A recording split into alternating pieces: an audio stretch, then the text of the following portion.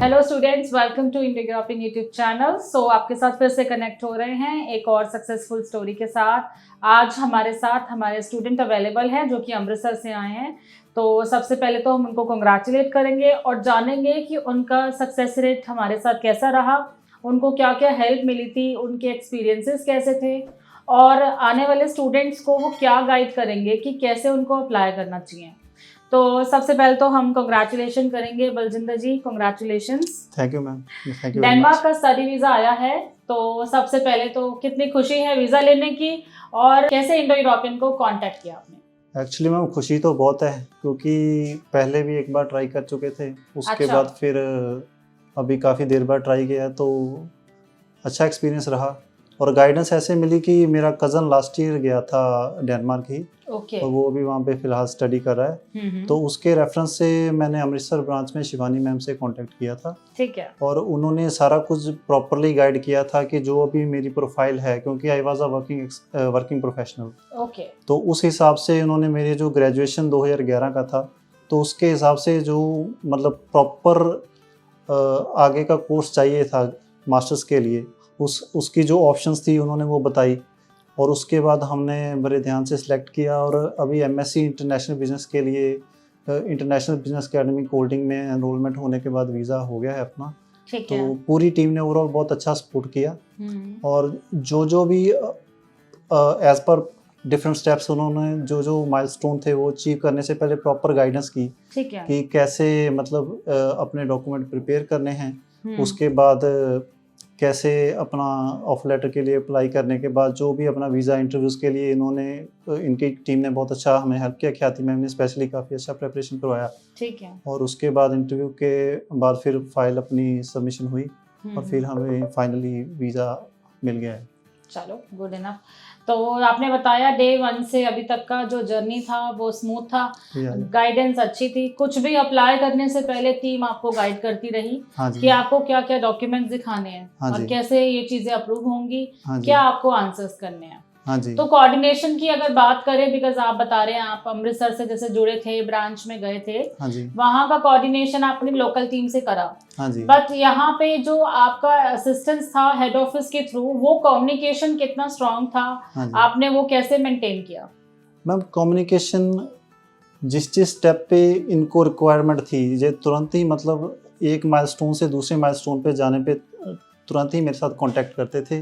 मुझे गाइड करते थे, जो डॉक्यूमेंट्स जब कुछ भी अगर कोई फीस पे करनी है उसके रिगार्डिंग गाइड कर देते, कोई लिंक शेयर करना है ऑनलाइन, वहाँ से फीस पेमेंट करनी है, मुझे प्रॉपर गाइड करते थे और उसके बाद स्टेप बाय स्टेप हम आगे बढ़ते थे। तो ये क्लासेस कैसे ली थी आपने? क्लासेस मैम जूम मीटिंग के थ्रू ले रहे थे क्लासेस, Zoom पे कनेक्टेड होते थे क्लासेस? हाँ जी, उसका प्रॉपर रेगुलर चल रहा था शेड्यूल। ठीक है। हाँ जी। तो आप रेगुलर क्लासेस अटेंड करते थे, क्वेश्चंस अप्रूव होते थे, फिर मॉक टेस्ट दिया? हाँ जी मैम। जैसे ख्याति मैम मेरे को जो अपना ऑफर लेटर के टाइम इंटरव्यू था उसका प्रेपरेशन करवा रहे थे। ठीक है। तो पहले दिन तो उन्होंने एक ओवरव्यू दिया मुझे कि क्या क्या क्वेश्चन हो सकते हैं और कैसे इंटरव्यू चलता है। हाँ जी। और उसके बाद उन्होंने कुछ क्वेश्चंस मेरे को दिए और फिर वो मैंने खुद से प्रिपेयर किए और उसके बाद उन्होंने नेक्स्ट डे फिर मेरा मॉक टेस्ट लेना शुरू किया और फिर वहाँ पर जहाँ जहाँ उनको लगता था कि कुछ इम्प्रूवमेंट्स हो सकती हैं, वो अपने तरफ से अपना टिप्स देते थे और उस हिसाब से हम लोग इम्प्रूवमेंट करते जाते थे। और मतलब ऑफर लेटर अप्लाई करने के 15-20 दिन बाद इंटरव्यू शेड्यूल हुआ था तो अच्छा गया था उनके हिसाब से, जितना उन्होंने बताया 99% उस हिसाब से क्वेश्चंस पूछे थे एग्जामिनर ने और अच्छा गया।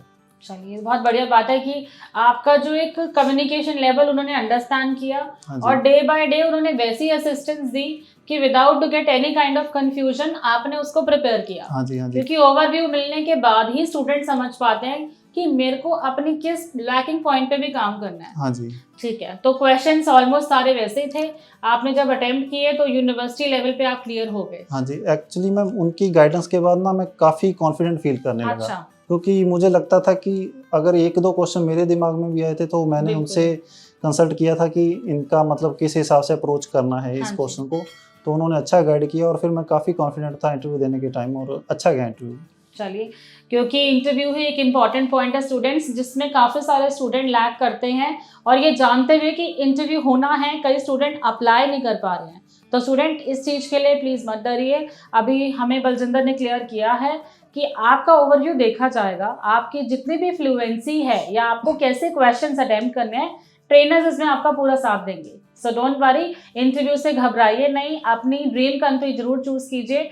और जैसे बलजिंदर ने बताया कि इन्होंने उस पॉइंट ऑफ व्यू पे उन कैटेगरीज पे काम किया, और आई एम श्योर ये आपका भी अचीव हो सकता है। ठीक है बलजिंदर, कौन सी यूनिवर्सिटी चूज की है आपने? एक्चुअली मैंने IBA इंटरनेशनल बिजनेस एकेडमी जो कोल्डिंग में उसको चूज किया है। ठीक है। और वहाँ पे कोर्स मेरा MSc इन इंटरनेशनल बिजनेस है। ठीक है। जो मैंने, क्योंकि 2011 में मैंने ग्रेजुएशन किया था, तो उसके बाद अभी पोस्ट ग्रेजुएशन के लिए मास्टर्स के लिए जा रहा हूँ। ठीक है। तो क्या ये जो गैप है 2011 से अभी तक का जो गैप है, इसको हम कैसे दिखा रहे हैं? यूनिवर्सिटी ने इतना गैप होने के बावजूद आपका एडमिशन काफ़ी अच्छे लेवल पे आ गया, आप उसमें वर्किंग थे?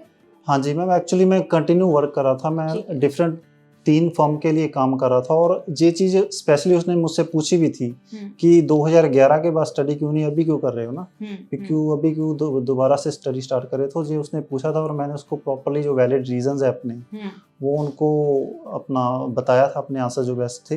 तो उन्होंने मतलब आधे घंटे में मेरा ऑफर लेटर उन्होंने अप्रूव कर दिया था। चलिए बेस्ट है, कहीं ना कहीं प्रोफाइल में आपको स्ट्रांगनेस भी लगी, आपके वर्क एक्सपीरियंस थे, तभी टीम ने आपको सजेस्ट किया। हाँ जी जी, थैंक यू। तो बलजिंदर, अभी जो बैक स्टोरी में आप बता रहे हैं, काफ़ी सारी चीज़ें थी, काफ़ी सारे लोग जुड़े और आपको हेल्प मिलती गई स्टेप बाय स्टेप। हाँ जी। और वीज़ा के लिए कोई इंटरव्यू दिया था आपने? नहीं, एक्चुअली मैं प्रिपेयर तो कर रहा था, क्योंकि टीम ने बताया था कि 50-50 मान के चलिए, आ भी सकता है नहीं भी आएगा। प्रिपेयर मैं डेली कर रहा था, लेकिन मेरा वीज़ा ऑलमोस्ट 1 मंथ के बाद अप्रूव हो के आया, तो वीज़ा इंटरव्यू नहीं आया अभी। ओके, चलिए, तो डायरेक्ट सबमिशन के बाद आपका वीज़ा आया? हाँ जी। ओके, क्या ड्यूरेशन थी वीज़ा आने की? वीज़ा मैम फुल 1 मंथ के बाद, पूरे 1 महीने के बाद ही आपका वीज़ा? हाँ जी। चलिए, बढ़िया बात है। थैंक यू सो मच आपके रिव्यूज़ के लिए। बलजिंदर, लास्ट क्वेश्चन आपसे पूछना चाहती हूँ। देखो, आपने रिफ्यूज़ल देखा, कनाडा का रिफ्यूज़ल था। हाँ जी। तो वो डीमोटिवेशन तो मन में होता ही है, क्योंकि दूसरी कंट्री अटेम्प्ट करनी है। क्या वीज़ा वहाँ लग पाएगा या नहीं, फाइनेंशियल फिर से एक मोड पे दोबारा अरेंज करना। तो आपको क्या लगा जब आपने इंडो यूरोपियन में पहले दिन आप आए? आपको क्या कन्विंस कैसे किया आपने अपने आप को? कैसी सर्विसेज थी जिससे आपने अपने आप को समझा कि मैं यहाँ पे वीज़ा लगवा लूँगा? हाँ जी, एक्चुअली मैम ये जो आप सवाल पूछ रहे हैं ना, ये डाउट मेरे माइंड में भी था, क्योंकि अभी ऑलमोस्ट 11-12 ईयर्स हो चुके हैं। और मैंने ये बात मतलब अपनी तरफ से डबल श्योर या 3-4 बार श्योर होने के लिए अपने जो वहाँ पे ब्रांच मैनेजर हैं अमृतसर में, शिवानी मैम, उनसे बात की थी। तो उन्होंने मेरे को मतलब जो रिसेंट अपना कंपनी के रिजल्ट्स हैं कि मतलब 8-10 साल के जो स्टडी के बीच गैप था, वो बंदे काम कर रहे थे, तो वो सक्सेसफुल स्टोरी शेयर की, और उन्होंने मेरे को कॉन्फिडेंस दिलाया कि आप अपने आप में कॉन्फिडेंस लाइए, आप अप्लाई कीजिए और यूनिवर्सिटी का इंटरव्यू फेस कीजिए, तो हो जाएगा आराम से। और वैसा ही बिल्कुल हुआ है। तो उन्होंने काफ़ी मेरे को इसमें सपोर्ट दिया। हाँ जी। तो कहीं ना कहीं वो रिलेशनशिप बिल्डिंग अच्छी बनी। हाँ जी, और ट्रस्ट लेवल आ गया। हाँ जी मैम, बढ़िया बात है।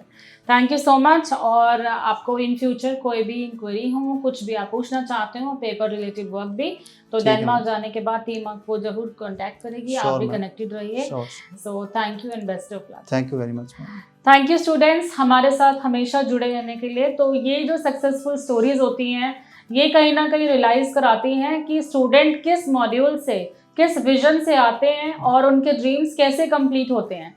तो ये जानना बहुत ज़रूरी है कि मार्केट में रिफ्यूज़ल होने के बाद भी कहीं ना कहीं आपके मन में भी बहुत सारे क्वेश्चंस एंड डाउट होंगे कि हमें अब कौन सी कंट्री चूज़ करनी चाहिए जो हमारे लिए सक्सेसफुली वीज़ा लाके रहेगी या नहीं।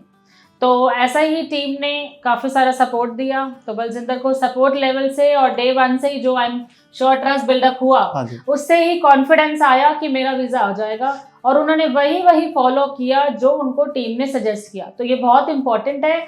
99% तो टीम अपना काम कर रही है, लेकिन 1% स्टूडेंट को भी वैसे ही फॉलो अप करना पड़ेगा और टीम के साथ जुड़ के इस ड्रीम को कंप्लीट करना है। Thank you so much. अगर आप अपने प्रोफाइल के लिए जानना चाहते हैं तो डेफिनेटली दिए गए नंबर पे कॉल कीजिए और हमारे नियरेस्ट ब्रांचेस में विजिट कर सकते हैं। अपकमिंग इनटेक्स की एप्लीकेशन स्टार्ट हो गई हैं। आप भी अपने प्रोफाइल के बारे में जानिए कि आप कौन सी कंट्री आराम से जा पाएंगे। Thank you so much and keep subscribers. Press the bell icon on the YouTube app and never miss another update.